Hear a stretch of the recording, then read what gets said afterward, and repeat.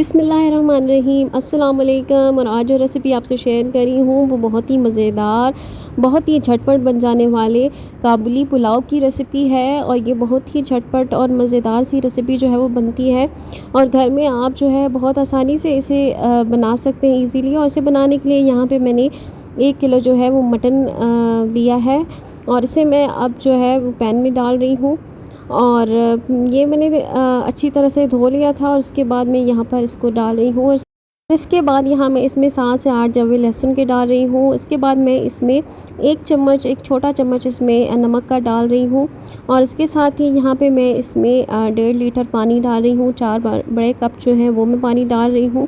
और इससे जो है इसकी अच्छी सी यखनी भी बन जाएगी और गोश्त जो है वो हमारा अच्छी तरह से गल भी जाएगा।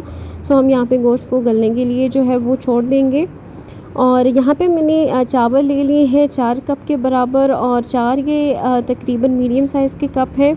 और 1 किलो चावल से तकरीबन थोड़े से कम चावल हैं। और ये मैंने सेला चावल लिए हैं जिनको मैंने अच्छी तरह से धो लिया था ताकि इसमें से सारी जो चावल में मिट्टी होती है या जो भी पत्थर वगैरह होते हैं वो जो है वो अच्छी तरह से निकल जाएं। तो मैंने इसको अच्छी तरह से चावलों को अच्छी तरह से धो लिया था। और इसके बाद मैं यहाँ पर गर्म पानी जो है वो डालकर इसको भिगोने के लिए रख दूँगी। और ये आप देख सकते होंगे कि इसमें मैंने अच्छा खासा जो है वो गर्म पानी डाला है और इसको तकरीबन 3 घंटे के लिए यहाँ पर जो है वो मैं भिगोने के लिए रख दूँगी।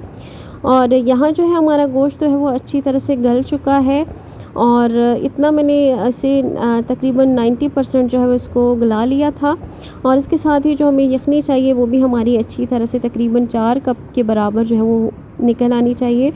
तो इतने गिलास के जो है वो आग के मुताबिक जो है वो चावल जो है मैंने लिए थे।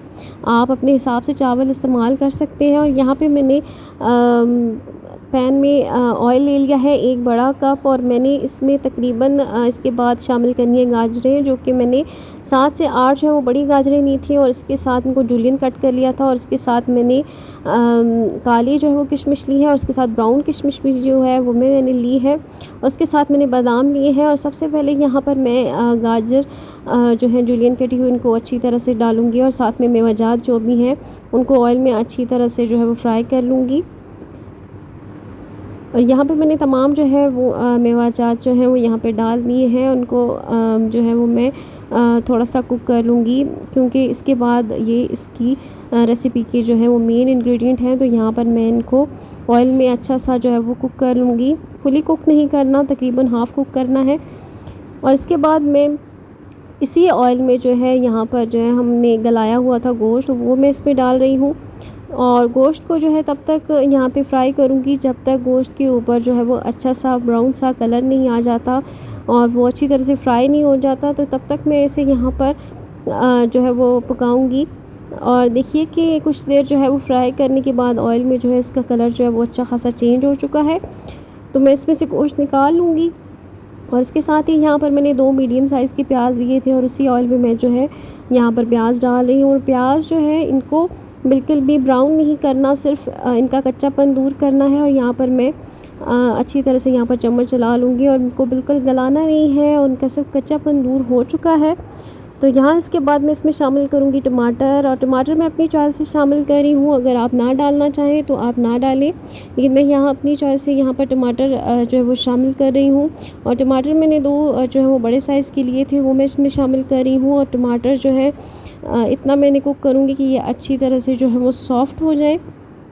तब तक यहाँ पर मैंने इनको जो है वो कुक करना है ताकि प्याज और टमाटर जो है वो अच्छी तरह से सॉफ़्ट हो जाए। तो यहाँ पर मैं कुछ देर के लिए इन्हें जो है वो ढककर पकाया और देखिए कि टमाटर जो है वो हमारे अच्छी तरह से सॉफ़्ट हो चुके हैं। और ये हमने जो है कुछ ही देर के लिए ढक के रखा था, तकरीबन 5 से 7 मिनट के लिए मैंने इसको ढक के रखा था। और देखिए कि टमाटर अच्छी तरह से सॉफ़्ट हो चुके हैं। इसके बाद मैं इसमें यखनी डाल रही हूँ और अच्छी तरह से इसमें मैं जो है वो चम्मच चला लूँगी। और जैसे ही जो है मैं इसमें यखनी डालूँगी इसके साथ ही यहाँ पे मैं 1 चम्मच जो है वो नमक शामिल करूँगी, 2 चम्मच इसमें चीनी शामिल करूँगी और 1 चम्मच जो है वो पिसा गरम मसाला जो है वो इसमें शामिल करूँगी। और अच्छी तरह से इसके बाद जो है वो इसको मिक्स कर लूँगी। और मिक्स करने के बाद यहाँ जो है आप देख सकते हैं कि हमारे चावल जो हैं वो अच्छी तरह से भीग चुके हैं। 3 घंटे के लिए मैंने इन्हें भिगोने के लिए रख दिया था। और देखिए कि अच्छे ख़ासे जो है वो गल चुके हैं और खिले-खिले से चावल अभी से जो है वो नज़र आ रहे हैं। आप भी इसे इतने टाइम के लिए भिगो के रखिएगा इस रेसिपी के लिए। और यहाँ जैसे ही पानी में अच्छा ख़ासा उबाल आने लगे तो मैं इसमें जो है चावल शामिल कर दूँगी। और चावल शामिल करने के बाद अच्छी तरह से यहाँ पर मैं चम्मच चला लूँगी और इसके बाद जो है पानी जो है वो खुश्क होने का यहाँ पर वेट करूँगी। और आप इस स्टेज पर जो है वो नमक जो है वो चेक कर सकते हैं। अगर कम लगे तो आप अपने मुताबिक अपने टेस्ट के हिसाब से जो है वो नमक एडजस्ट कर सकते हैं। और देखिए कि पानी जो है वो अच्छी तरह से खुश्क हो चुका है और हम इस स्टेज पे हैं कि हम दम लगा सकें। इसके साथ ही जो फ्राइड गाजरें थीं और जो फ्राइड मेवा जात थे वो अब इसके ऊपर डालूँगी। और कुछ जो है वो मैंने बचा के रख लिए हैं जो कि मैं गार्निश के लिए यूज़ करूँगी। और इसके साथ जो फ्राई किया हुआ गोश्त था अब वो मैं इसके ऊपर डालूँगी। अच्छी तरह से इसके ऊपर गोश्त जो है वो सेट करके इसको तकरीबन मैं दम पर रख लूँगी। तकरीबन 15 से 20 मिनट के लिए इसको अच्छी तरह से यहाँ पर मैं दम के लिए रखूँगी। और 20 मिनट दम के बाद अब मैं जो है ढक्कन उठा रही हूँ और आप देख सकते हैं कि चावल का जो कलर है वो कितना अच्छा, और चावल जो है वो खिले-खिले से ऊपर से ही नज़र आ रहे हैं और गोश्त भी जो है वो उसका टेस्ट भी जो अच्छा सा है वो चावलों में अच्छी तरह से जा चुका है। और चावल जो है हमारे बहुत खिले-खिले से रेडी हो चुके हैं और इसको बनाने में बिल्कुल भी देर नहीं लगती। आप झटपट से घर में इजीली ये बना सकते हैं, कोई मुश्किल इसमें बात नहीं है। सिर्फ सिंपल और सादे घर में रखे इंग्रेडिएंट से ये जो है काबुली पुलाव जो है वो रेडी हो जाता है। और आप जो है इसे ज़रूर ट्राई कीजिएगा और देखिए कि इसकी जो बोटियां हैं वो भी अच्छी तरह से गल चुकी थी। और देखिए कि ये बिल्कुल वैसा ही पुलाव है जैसा आप किसी रेस्टोरेंट में जो है वो खाते हैं और बिल्कुल वैसा ही टेस्ट होगा घर पर बने चावल का जो आप किसी भी रेस्टोरेंट में खाते हैं। आप इसे ज़रूर ट्राई कीजिएगा और मुझे फ़ीडबैक दीजिएगा कि काबुली पुलाव जो है वो कैसा बना। रेसिपी वीडियो अच्छी लगी हो इसे लाइक कर दीजिएगा और अगर चैनल को अभी तक सब्सक्राइब नहीं किया है तो सब्सक्राइब कर लीजिएगा और बेल आइकन घंटी दबा दीजिएगा ताकि आपको आने वाली हर वीडियो का नोटिफिकेशन मिल सके। और ज़रूर ट्राई कीजिएगा, मुझे दुआ में याद रखिएगा। अल्लाह हाफ़िज़।